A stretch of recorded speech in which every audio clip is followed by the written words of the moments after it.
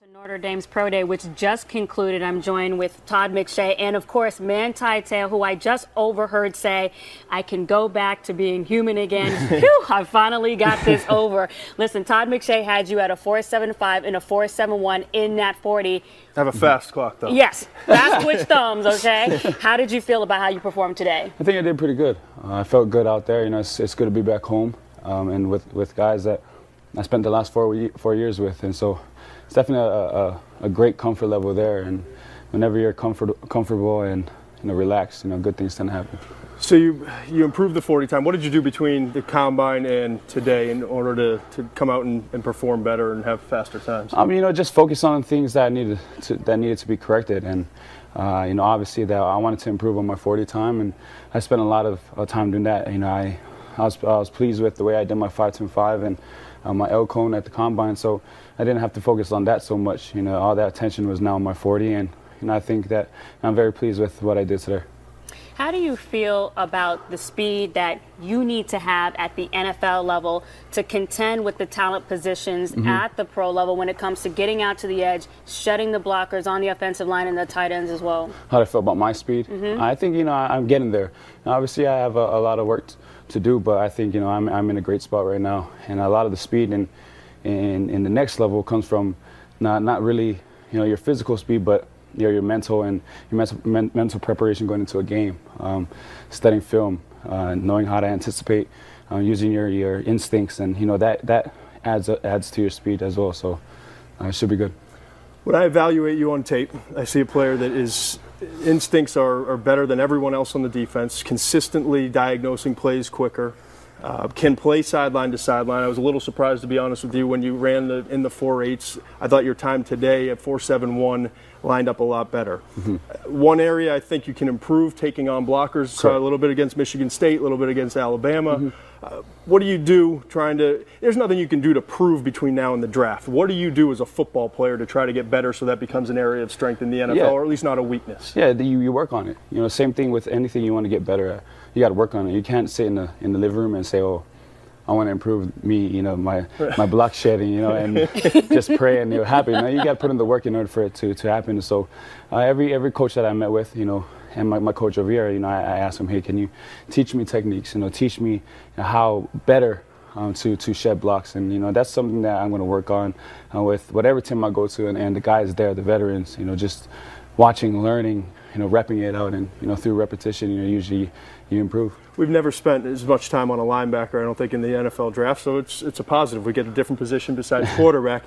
But I guess so much focus on where you're going to be drafted. Do you have an expectation? Is there a point in the draft where you say, if I go past this, I'm going to be disappointed? Every guy wants to be drafted as early as possible.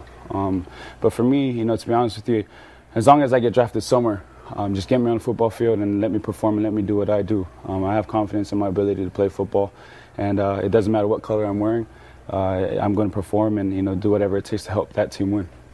What would you feel about the prospects of filling the shoes of a Brian Urlacher with the Chicago Bears or Ray Lewis in Baltimore? We're talking about some of the greats in the game. Right. Describe the pressure that is there to fill those shoes. Yeah, I think there's a lot of pressure. And I think as a young guy, if going into to possibly replace those people, you can't replace a Ray Lewis, you can't replace a Brian Urlacher. You can just be the best whoever you are, be the best you. And that's the best thing you can do. When you start focusing on that other stuff, that adds more pressure to already pressurized game. You can't do that. You're going to psych yourself out. So for me, I'm just going to go in there and be the best Manti Te'o, do the best I can do, and to help that team win, and hopefully, represent that middle linebacker spot just as good as the guys who just left. What part of this process are you going to miss the least? There's so many different parts. Just having to run, just run those 40s. It's a lot of it. What you do is you never do in a football game. And so just finally getting back to football, preparing for rookie camp, preparing for those things, that's what I'm going to look forward to. And all the other stuff, I have a short-term memory. I'm quick to forget that. You've gone through a lot of interviews, obviously, with NFL teams. How do you think they're responding to you when you sit down when it's over, how do you feel that these are going? Walk out of the room, boy, that went well. I don't know if that went so well overall. To be honest with you, they all went well. I was pretty surprised at how successful they were. The guys, they weren't really. I was, as a young kid, you're looking at this and you're expecting the worst to happen. Like, man, I'm gonna come out crying. These guys are gonna roast me. Right. You hear the stories, and guys who go through it, they tend to tell you the scariest story. Right. And so, as a young kid, as a young kid, you go in there, make sure everything's you look good, make sure everything you're taught you do. But to be honest with you, everything went well. It went well. And speaking of anticipating the worst, I talked to one of your former teammates, Golden Tate, and he was talking to me about how you should be prepared for some of the things that might be said in the NFL locker room with obviously everything that you dealt with the girlfriend hoax. So tell me, what is the best way in your mind to handle when guys like the veterans in the locker room might joke on you or might kind of test you as soon as you walk in? I think the first thing at first you have to do is you have to make light of the situation. I think whenever you take offense to it and show offense to it, that's when you're going to get razzed a lot more. And the most important thing, though, is to make plays. Go tackle guys. Make plays to help the team win, and that'll be over real quick. And what do you feel like is the best type of situation for you? Because even before you got over here, we talked about possibly the pressure of having to perform early to shed some of the stigma and some of the pressure situations that you have been dealing with before you entered in the NFL. So do you feel like you feel the pressure to perform early on? No, I think for me, when I step on a football field, I want to perform regardless, and I don't want to wait. I don't want to let a day go by where I'm not getting better. And so, I don't really put pressure on myself to, okay, I need to perform better because I want this to disappear. I say, I want to perform because that's what I do. That's what I expect from myself. And so there's no ulterior motive to why I perform. I want to perform because I love the game. I love playing the game. And that's going to be the only motivation I have. It's Wednesday, March 27th, 2013. I'm Kevin McShann, and this is the McShann Sports Beat Report.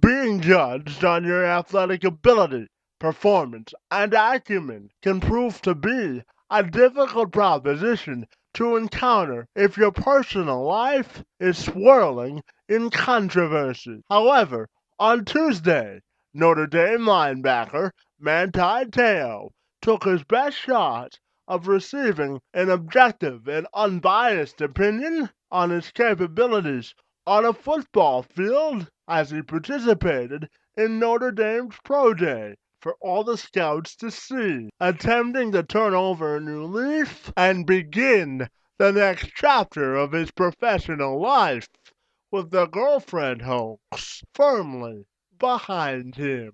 Official times from Notre Dame's Pro Day on Tuesday are not expected to be released. However, the university unofficially has Te'o running a 4.6940, which is 200th of a second faster than what ESPN's draft guru Todd McShay had him running at 4.71. Former Indianapolis Colts and Buffalo Bills general manager Bill Polian, who now serves as an ESPN analyst, believes that Te'o is worthy of a first-round pick despite his subpar workout on Tuesday. However, despite those projections, Te'o has turned down an invitation from the league to attend the draft later next month on April 25th. The first invitation to Te'o to attend the draft in the Big Apple came when he visited league headquarters during an awards banquet, and the second invite to attend festivities came earlier this month. During his famed career as the leader of the Irish defense, he had 212 solo tackles. He assisted on 225 and had a grand total of 437 tackles, while also accumulating 34 tackles for loss, 8.5 sacks, and 7 interceptions. During the Irish's national championship push, Te'o's statistical line read as follows. He had 55 solo tackles.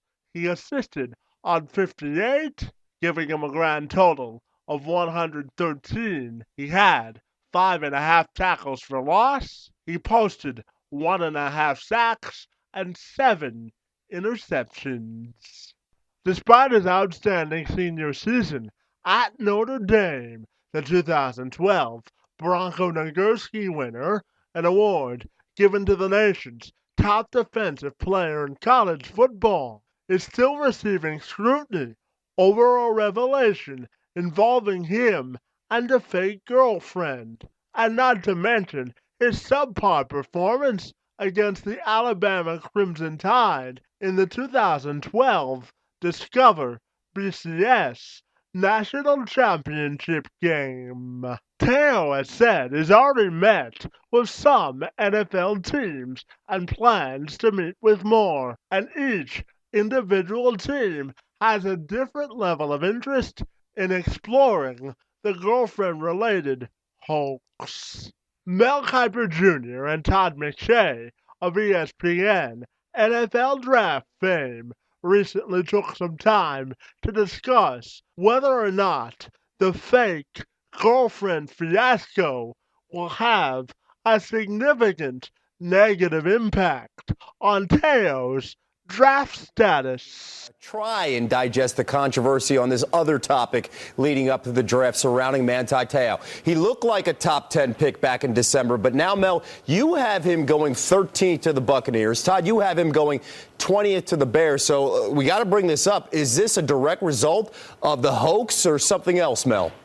Well, a couple things. First of all, you think about team need. You think about middle linebackers where they usually go in that 8 to 12 range. Certainly the first one coming off the board usually does. And Alec Ogletree is in this mix, guys. Alec Ogletree is a very versatile, dynamic athlete, good cover guy, former safety at Georgia. I think he could go maybe even ahead of Jarvis Jones after all said and done. Certainly maybe ahead of Manti Te'o. But I think this is interesting, Todd, with Te'o. If he runs a good 40 at the combine, not a great 40, probably goes mid-first, runs a slower than expected 40, he drops maybe down to where you think it's 20. You have Pittsburgh in the middle of the first at 17. You have Baltimore at 32. Needs an heir apparent to Ray Lewis. You see Te'o drop into the middle of the first. It'll be interesting to see that Pittsburgh-Baltimore dynamic in play. The Ravens moved up before to get a player they target. They moved down. They're aggressive on draft day. I think if Te'o slides down in the middle of the first, it's going to be a very interesting scenario to keep an eye on. Yeah, Todd, that slide, in your mind, is this a slow drop or a fast drop in the first round for Te'o? Well, first of all, just so you understand, this has very little to do with the hoax and everything that has come out in terms of that situation. It has everything to do with him as a football player. The more tape I've had time to study over the last few weeks, I think he's a very good player. That's obvious. I don't think he's an elite top 5, top 10 talent. I actually have him going behind Ogletree. If you look in this mock draft, I have Ogletree going number 19, and then I have Manti Te'o going number 20 to the Bears. I think that's right about where he fits. He's not a Patrick Willis. He's not a Luke Kuechly. And as Mel mentioned, middle linebackers, there are a lot of other positions on the totem pole, if you will, in terms of priority and the money that you want to spend with that first-round pick that you'd rather take than the middle linebacker position. So you add all that up and maybe a little bit of questions in terms of the other, off-the-field situation. I think we wind up seeing him somewhere in that 20 to 30 range. I'll be surprised if he winds up going in the top 15 in this year's class. Yeah, it's a wonder how much that BCS tape against Alabama is really going to cost him. Go to ESPN.com right now. Check out their entire first-round mocks. Plus, let us know what you think of their projections using the hashtag Kiper McShay mock. Mel Kiper Jr., Todd McShay, appreciate it, guys. Good to have you back on with us. Te'o is one of 14 prospects to participate in Notre Dame's Pro Day on Tuesday. Also there was tight end Tyler Eifert, who is also expected to be a potential first-round pick.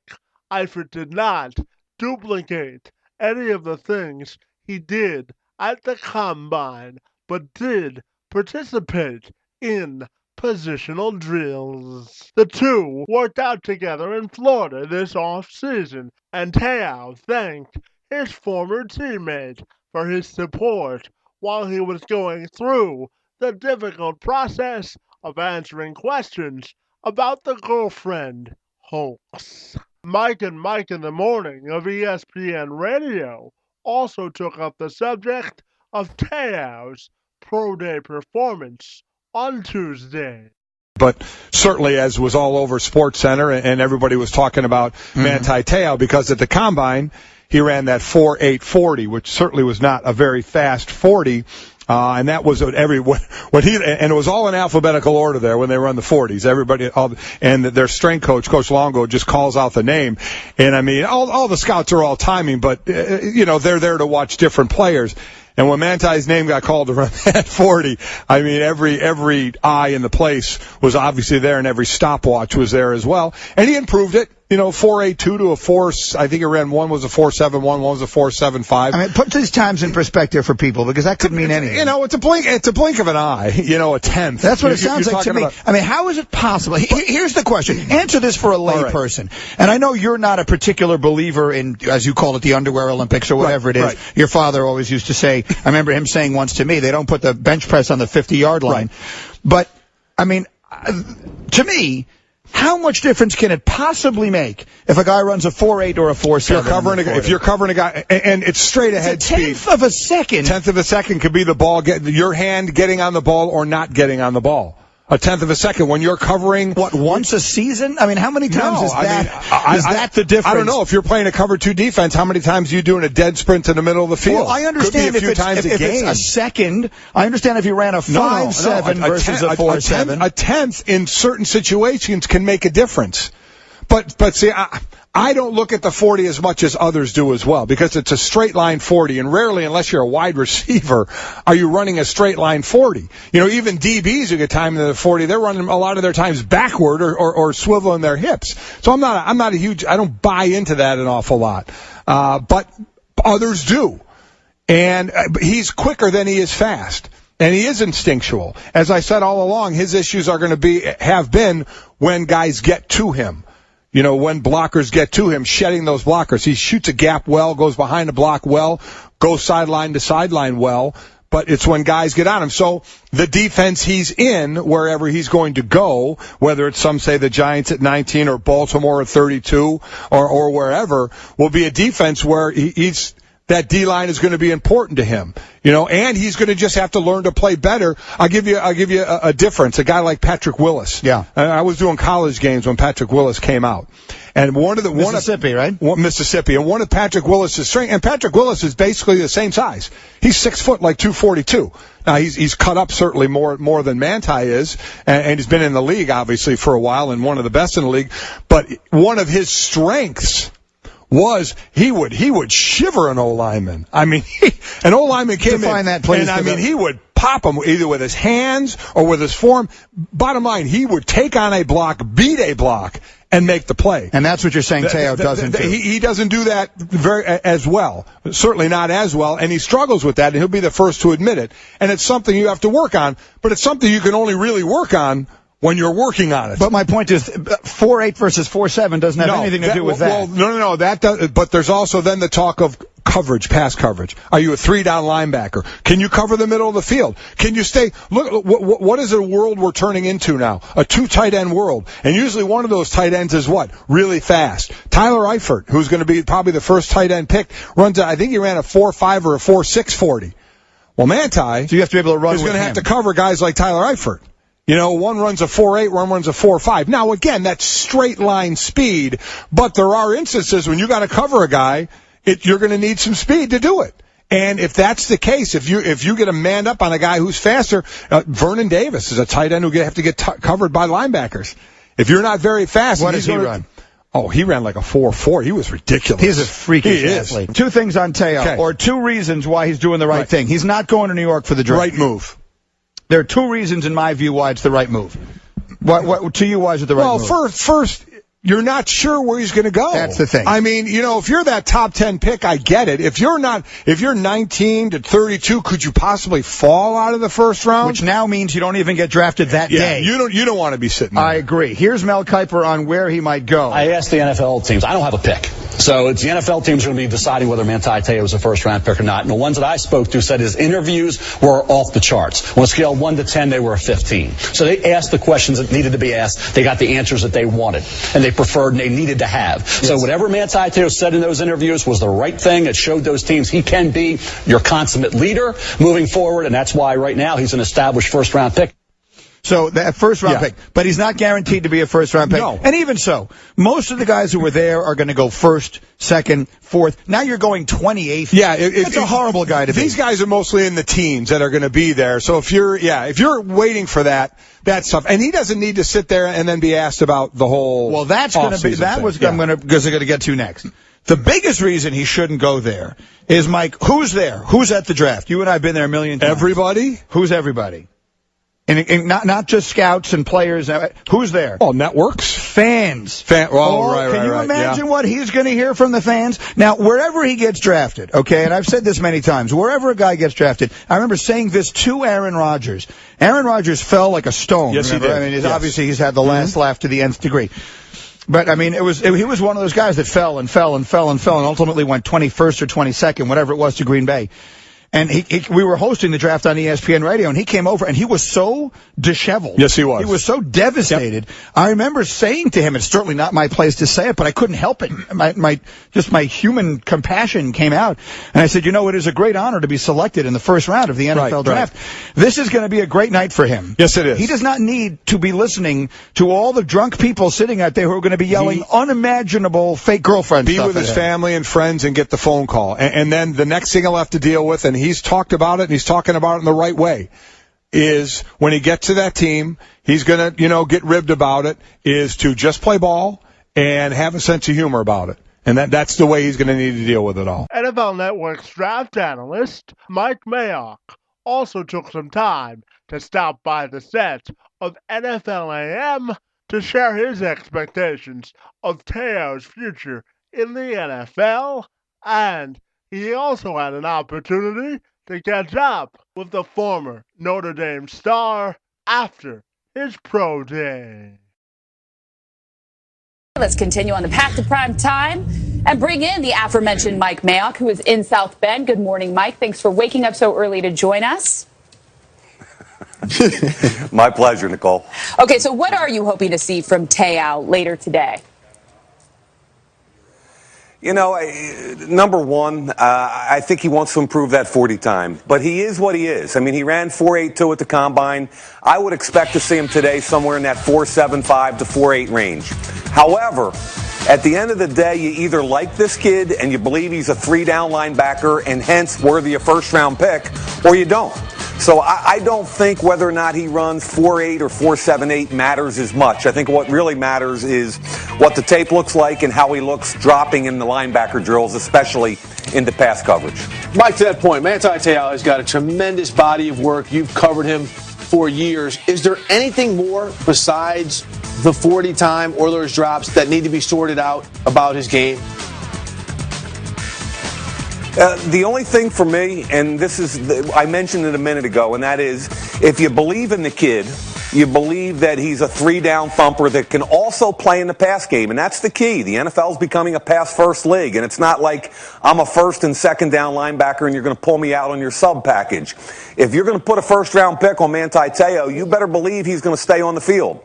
And, Steve, I think what's more important to this kid are the intangibles. I think what he brings to a locker room, and let's, forget about the scandal and all that stuff. Ultimately, when he settles in, he's a galvanizing force in the locker room. He's the kind of guy that's going to drag whatever team he's on, and he's going to help them become a winner. So you either believe in this kid or you don't, and I don't think the 40 has that much to do with it right now. Hey, how you doing, Mike? This is Mike Robinson. When it's all said and done, Mike. Hey, Michael. Will you hear Te'o's name called in the first round? Yeah, I believe it. And here's what I think is going to happen, Michael. I think the interest in him will start approximately at 19 with the Giants, 20 with Chicago. The real soft spot, I think, for him is Minnesota. They have 2 first-round picks in the first round, 23 and 25. They lost their inside linebacker, Jasper Brinkley, to free agency, and their general manager, Rick Spielman, who's here, by the way, has a history of drafting Notre Dame players that have played really well, Michael. So 23-25 to me is a logical place. 28 to Denver, perhaps, or even Baltimore at 32, because we know they've got a big hole in the middle of that defense. Mike, how you doing? This is Prime, my man. Can you tell me what does it look like for my man Tyrann Mathieu? Has he climbed up on the charts whatsoever? I think there was a buzz, Dion, right after the combine, and you were there sitting next to me, and people got to see his movement skills. I would say to you kind of what I said to you that day at the combine, which is he's built up about 3 or 4 months of equity, not 2 or 3 or 4 years of equity, where he's been clean and where he's looking teams in the eye and saying, believe in me, because I'm off all the pot and all the rest of that. So I don't think he's going to go in the first 2 rounds. That's my gut, and from talking to teams, it's kind of a 3rd or 4th round hit is what I'm hearing. Mike, let's talk about another guy who'll be on display today, and that's tight end Tyler Eifert. What's the most impressive part of his game to you? At 6'6", 250, he ran 4.65, but forget that. Put the tape on and watch him catch a football. He's an athlete. He's a vertical threat. He's a mismatch, and that's what the NFL is all about. It's about mismatches. And if you line him up on a linebacker, he's too fast. If you line him up with a safety, he's too big. So he's an immediate mismatch, and you can line him up, Steve, anywhere on the field. Notre Dame did a great job. Inline, H-back, slot, wide.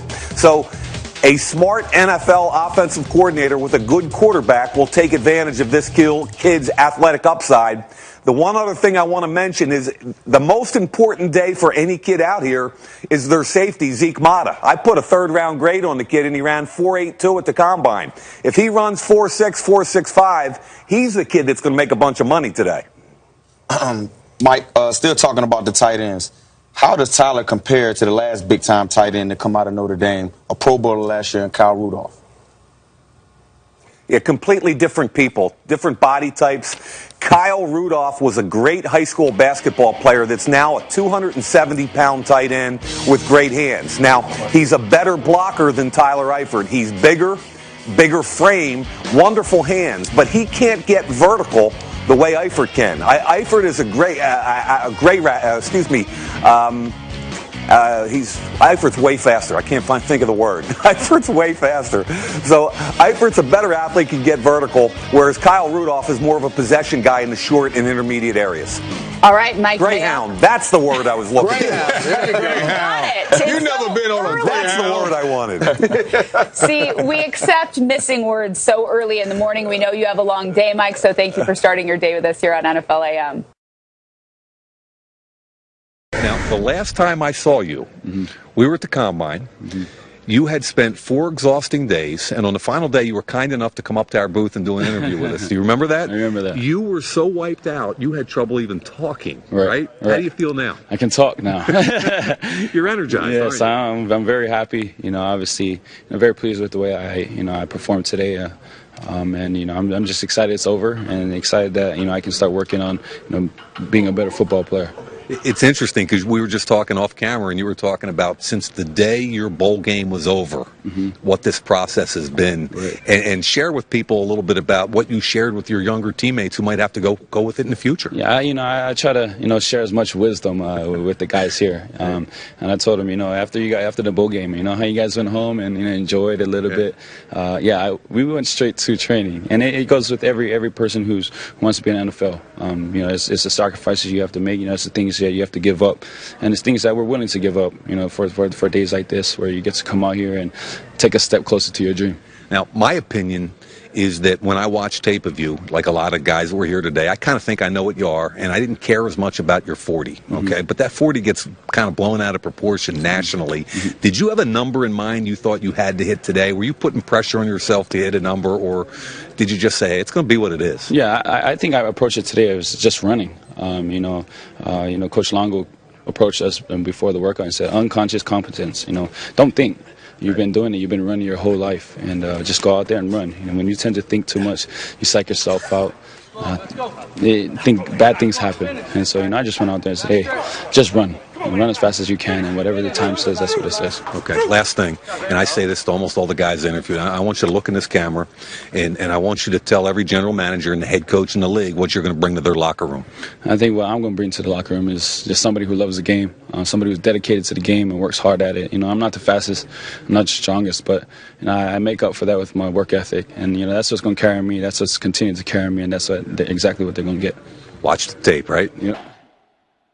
The combination of football skill, athletic ability, acumen, and intangibles all get mushed together during the NFL draft evaluation process. And you have to look no further than former Notre Dame linebacker Manti Te'o, a prospect who is decorated with many accolades and achievement. But there's no denying the fact that Manti Te'o has had the most interesting, controversial, and intriguing offseason of any prospect in this year's draft. Now, whether you believe the story he's trying to sell us when it comes to the girlfriend hoax is still up for debate. There are some out there who will never give him the pass that he most rightly or wrongly deserves, depending on the side of the fence you fall on when it comes to this particular argument. For my judgment, he should be judged as a football player on the field during this process, and how best he may be able or capable of helping an NFL roster and team succeed moving forward. Do I believe Te'o is a first-round pick based on his talent? Perhaps in the middle to late of the first round. If nothing else, he'll be snatched up at the top of the second from a defensive-needy team who needs leadership, production, and a sense of stability in terms of the structure of their defense. If nothing else, if you refuse to accept his story that he is trying to sell, one thing is for certain: you have to admire his courage, conviction, and tenacity to put this issue and incident behind him. Ladies and gentlemen, as a football player, Manti Te'o is a solid investment. And now, it's up to the rest of the NFL to put him through the ultimate character evaluation. With the NFL so heavily under the scrutiny of the character microscope, it behooves any interested party in Te'o to do their appropriate research, leave no stone unturned, and make sure they dot their I's and cross their T's when it comes to this prospect, and being prepared to assume all of the publicity that comes with the Te'o brand. As a person looking at this situation from the outside looking in, Te'o seems to be an outstanding young man who would be a tremendous locker room asset to any NFL team. And now the waiting game for Te'o begins as he begins the next phase and chapter of his life. Up next is the pre-draft interviews for Te'o, and then we'll see if all of the hard work, controversy, and opinion and discussion around Te'o still puts him in the upper echelon of NFL prospects come April 25th, when the NFL opens their business to their new job applicants. The Te'o story is one we'll be talking about for years to come, and the next chapter in this story comes on draft day. And the way we assess this situation should be based now on his production on the field.